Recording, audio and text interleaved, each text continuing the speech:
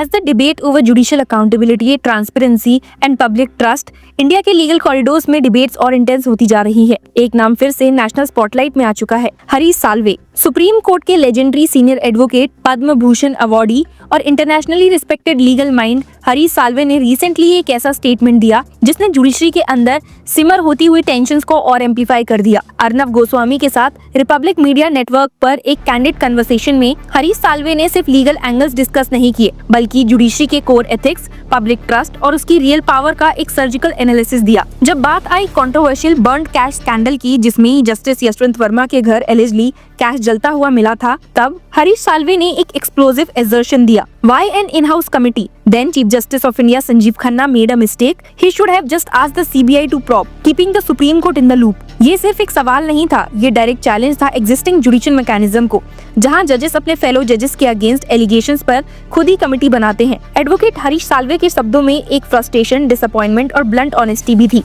जो legal community के बहुत कम इंसान ओपनली एक्सप्रेस कर पाते हैं, स्पेशली जब बात former chief justice of India Sanjeev Khanna की हो।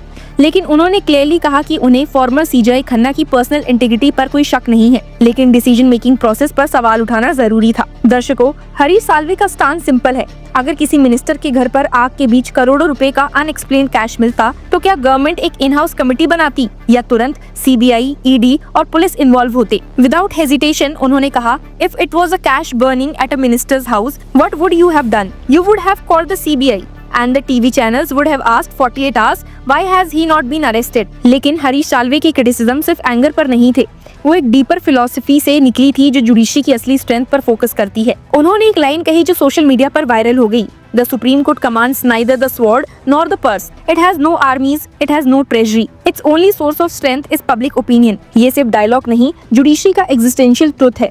कोर्ट के पास ना आर्मी है, ना ट्रेजरी, ना पब्लिक फोर्स, बस एक चीज है और वो है लोगों का ट्रस्ट। अगर जजेस फॉर जजेस गवर्नेंस से ये ट्रस्ट हिलता है तो पूरा सिस्टम क्रम्बल होने लगता है। एडवोकेट साल्वे ने याद दिलाया कि कैसे एक जमाने में powerful prime minister Indira Gandhi भी ओपनली कोर्ट ऑर्डर्स को चैलेंज करने से पहले सोचती थी, क्योंकि people of India feel these are our courts, this is our constitution, this is how the system should work.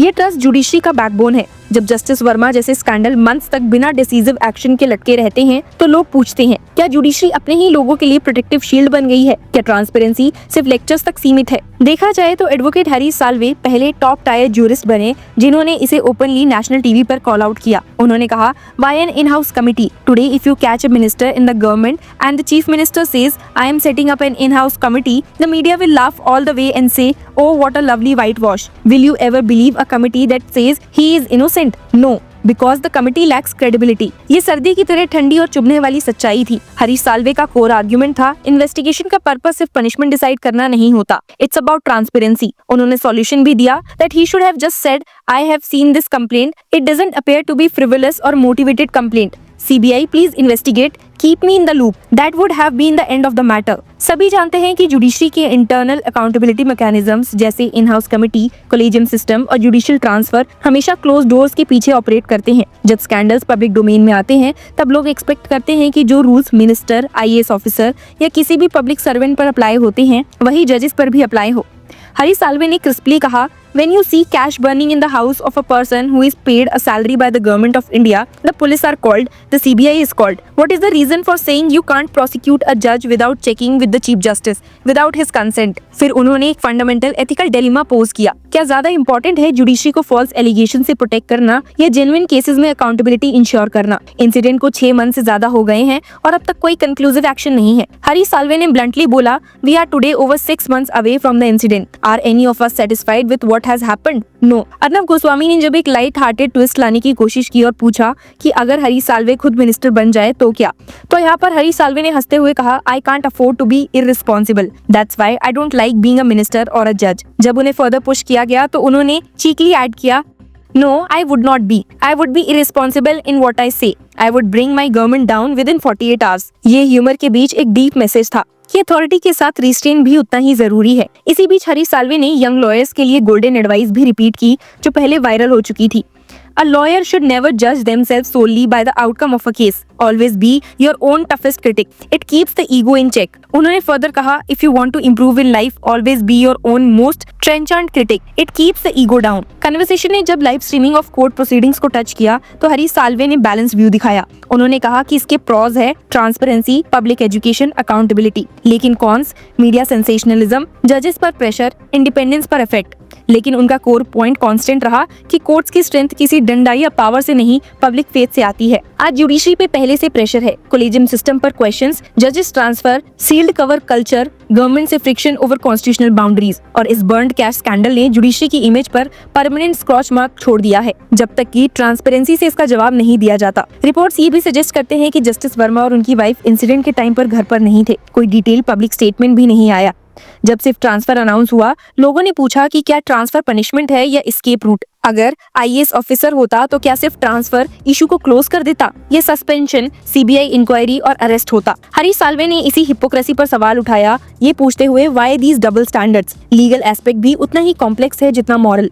Constitution का आर्टिकल 124(4) और जजेस इंक्वायरी एक्ट 1968 जजेस को रिमूव करने के लिए प्रेसिडेंट पार्लियामेंट प्रोसेस मैंडेट करता है, ताकि जुडिशरी को फ्रिवोलस एलिगेशन से प्रोटेक्ट किया जा सके। पर क्या ये प्रोटेक्शन अब कवर अप बन रहा है? हरीश साल्वे का कहना था कि अगर फॉर्मर सीजीआई ने CBI led fact finding allow की होती सुप्रीम कोर्ट ओवरसाइट के साथ, तो मैटर एस्केलेट नहीं होता। सीबीआई का नाम आते ही जुडिशियल सर्कल सेंसिटिव हो जाते हैं, एग्जीक्यूटिव इंटरफेरेंस का डर रहता है।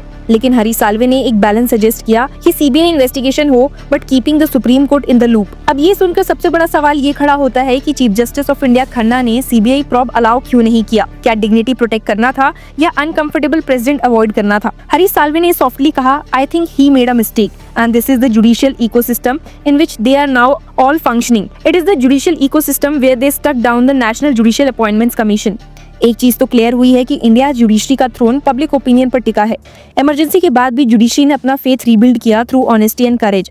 आज के टाइम में जहां सोशल मीडिया, कोर्ट्स और इंस्टेंट आउटरीच हैं, जुडिशरी सिर्फ जजमेंट से नहीं बल्कि कंडक्ट से भी जज होती है। अब सबकी नजर सुप्रीम कोर्ट पर है, क्या वो अपने ही टॉप लीगल माइंड की क्रिटिक को इग्नोर करेंगी या इंट्रोस्पेक्शन और रिफॉर्म्स का पाथ चूज करेंगी? रिटायर्ड जजेस, बार काउंसिल, सिविल सोसाइटी के अंदर खामोशी के बीच एक विस्पर है, चीज आना चाहिए। कॉमन सिटीजन के लिए एक जज एक डिस्टिंक्ट इंसान नहीं, एक लास्ट होप होता है। अगर उस जज के घर कैश जलता है या सिस्टम साइलेंस चूज करता है तो लोग हिल जाते हैं।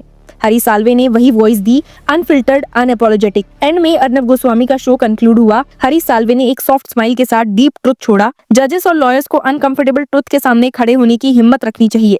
कोर्टरूम के साइलेंस और बाहर के स्टॉर्म के बीच में एक क्वेश्चन अब गूंज रहा है, why an in house committee? जब तक इसका आंसर नहीं मिलता, डेमोक्रेसी के कॉरिडोर्स में इस डिबेट की इको सुनाई देगी, क्योंकि जब तक लोग बिलीव करते हैं that people of India feel these are our courts, this is our constitution, तब तक जुडिशरी का ड्यूटी है ट्रस्ट को प्रोटेक्ट करना, चाहे कैश जले पर क्रेडिबिलिटी नहीं।